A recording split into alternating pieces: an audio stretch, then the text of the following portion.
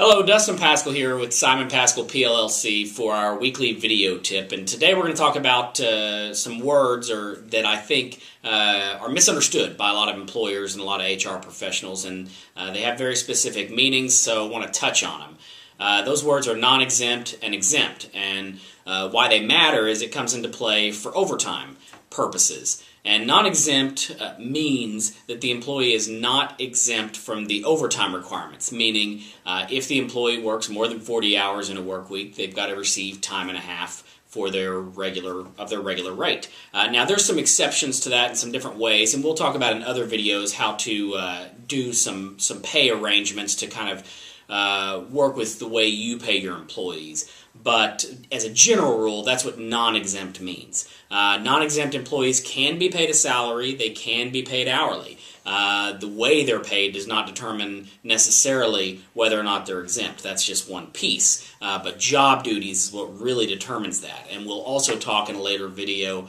about what job duties make an employee non-exempt.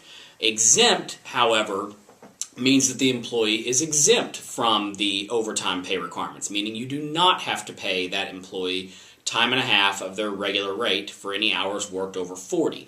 There are some general exemptions, and we'll talk about those in future videos. And there's also a litany of specific exemptions that exist under the regulations. But as a general matter, an exempt employee is not due overtime.